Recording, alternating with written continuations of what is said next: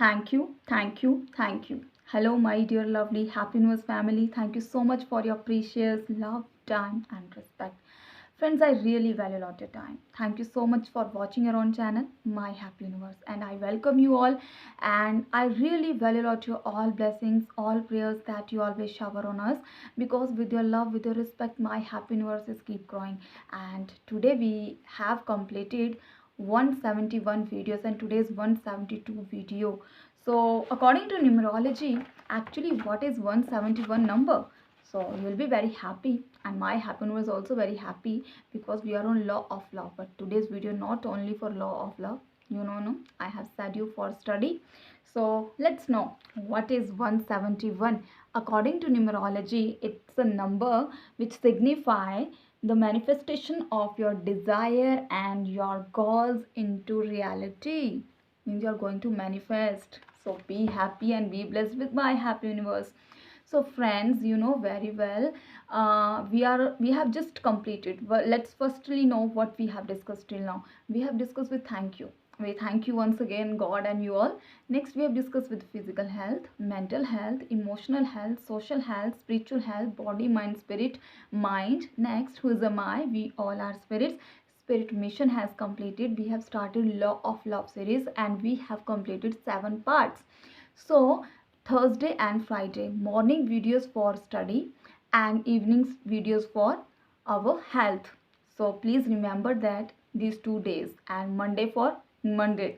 Okay so ज़्यादा देर मैं नहीं करूँगी. मैं आपको कुछ इन्फॉर्मेशन आज क्या देने जा रही हूँ. मैंने आपसे कल ही कहा कि हम स्टूडेंट्स के लिए कुछ स्टडी कंटेंट लाएंगे. तो मैं आपको बता दूं कि आज जो है मैं BSc nursing first year students के लिए जो है वो कुछ स्पेशल वीडियो लेकर आई हूँ. उससे पहले मैं कुछ आपके माइंड सेट्स को क्लियर करना चाहती हूँ. पढ़ने से पहले हमें किन किन बातों का जो है वो ध्यान रखना बहुत ज़रूरी होता है. बहुत ज़रूरी ध्यान क्यों होता है कि हमें पढ़ने से पहले रट्टा मारने की ज़रूरत नहीं है, घबराने की ज़रूरत नहीं है. Just relax. अब रिलैक्स कैसे हुआ जाए. मैंने कल कहा पानी पी लीजिए. अगर आप पानी नहीं पीना चाहते हैं तो थोड़ा सा कर्ड ज़रूर खाइए, योगर्ट, क्योंकि कर्ड क्या है, प्रोबायोटिक. साइंटिफिक रीज़न दूँ तो कर्ड क्या है, curd is a probiotic according to WHO.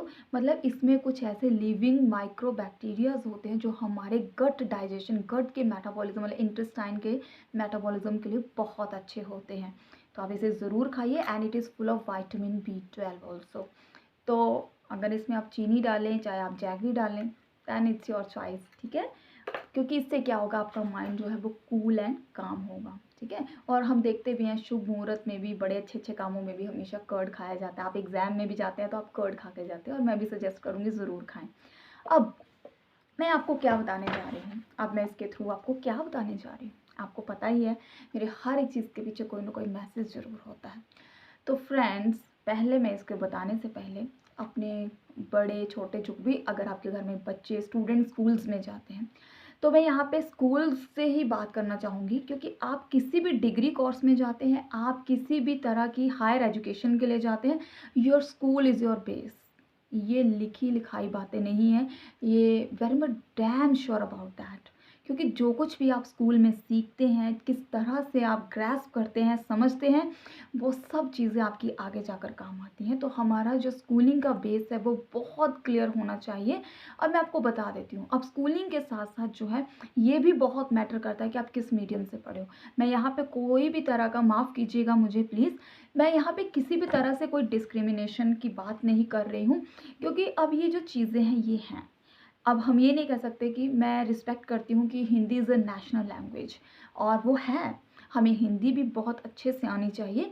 लेकिन जहाँ तक अगर हम आगे हायर स्टडी में बात करते हैं तो इंग्लिश कहाँ यूज़ नहीं होती. तो हम इसे नकार नहीं सकते कि हमें इंग्लिश पढ़ने की कोई ज़रूरत नहीं है. हमें इंग्लिश पढ़ना भी उतना ही ज़रूरी है जितना कि हमें हिंदी का आना, और हिंदी तो हमें आनी ही चाहिए.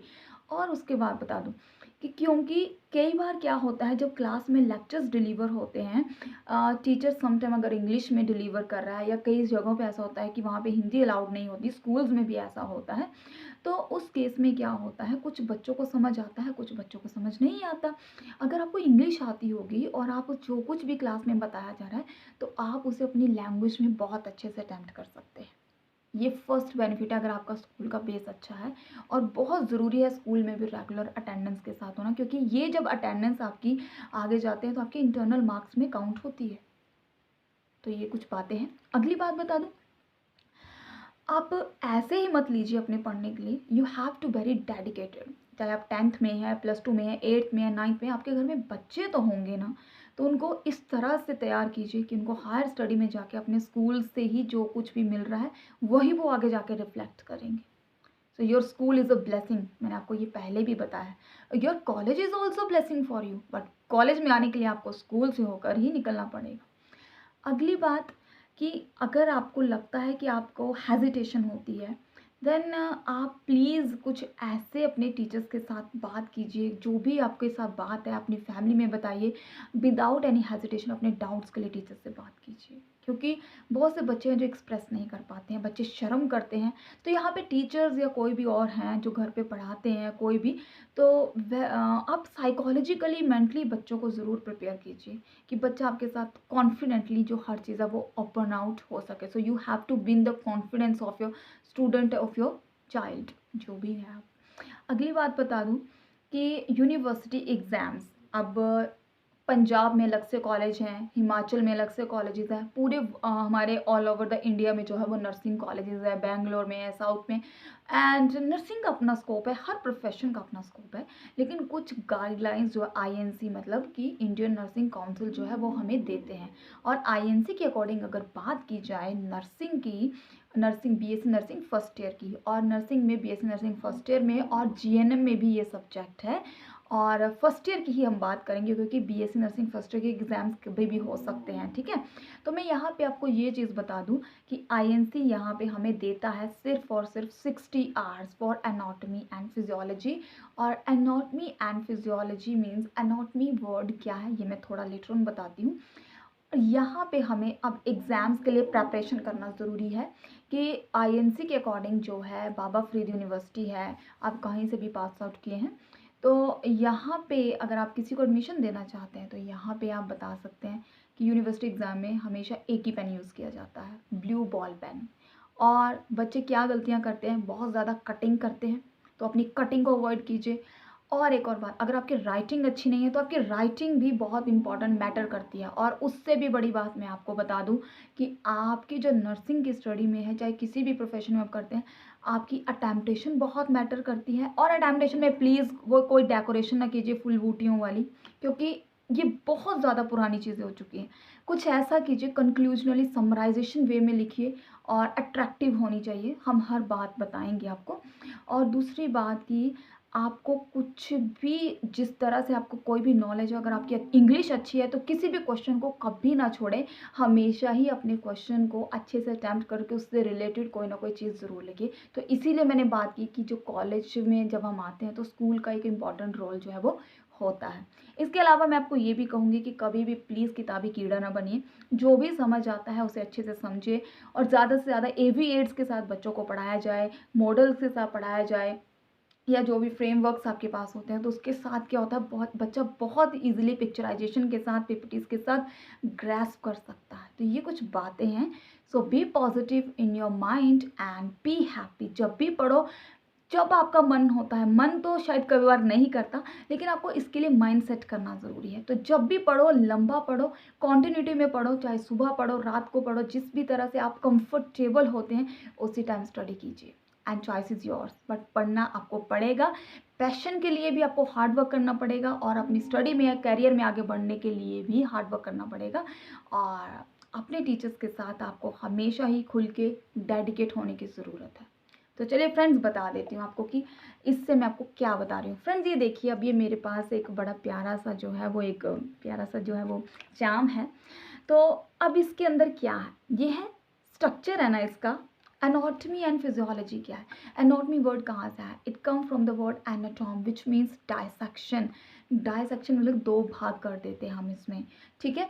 तो एनाटॉमी मतलब it is a branch of science which deals with the study of internal organs, study of internal organs. माफ़ कीजिए फ्रेंड्स अगर थोड़ी सी डिस्टर्बेंस हो रही है बाहर, तो please you just be cooperate with us, हम आपके लिए और अच्छे से अच्छा इंतज़ाम करेंगे। तो इसमें इंटरनल ऑर्गन्स की स्टडी की जाती है। जब हम ह्यूमन के ऑर्गन्स की स्टडी करते हैं तो हम उसको कहते हैं ह्यूमन एनाटॉमी। और जब हम अगर उसकी फिजियोलॉजी की बात करें, अब आपको यहाँ पे फिजियोलॉजी की बात बताऊँगी, मतलब फिजियोलॉजी और एनाटॉमी का क्या रिलेशनशिप है कि जितनी भी जो फंक्शनिंग है, ये स्ट्रक्चर है और ये क्या है, फंक्शनिंग, इस तरह से जो है वो फिजियोलॉजी और एनाटॉमी का जो रिलेशनशिप है। तो ये भी क्या है, स्टडी ऑफ साइंस है which deals with the functioning of organs of organism. अगर हम ह्यूमन के फंक्शंस की बात करें, ऑर्गन्स की, तो उससे क्या होगा, हमारी जो फिजियोलॉजी है उसको सिग्निफाई करता है। ठीक है, तो आज इतना ही करेंगे। और मैं यहाँ पे आपको थोड़ा बता दूं कि अलग अलग तरह के टेम्पटेशंस आती हैं एग्ज़ाम में। एनाटॉमी का पेपर अलग से आता है, nursing BSc nursing first year में, और फिजियोलॉजी का अलग से आता है। और 25 मार्क्स की जो होती है आपकी इंटरनल असेसमेंट होती है, और 75 मार्क्स में जो होता है वो थ्योरी पोर्शन आता है, और 60 इसके आवर्स होते हैं। और यूनिट एनाटॉमी में सिलेबस के अकॉर्डिंग देखा जाए तो ये 11 यूनिट्स होते हैं, और फिजियोलॉजी में 12 होते हैं।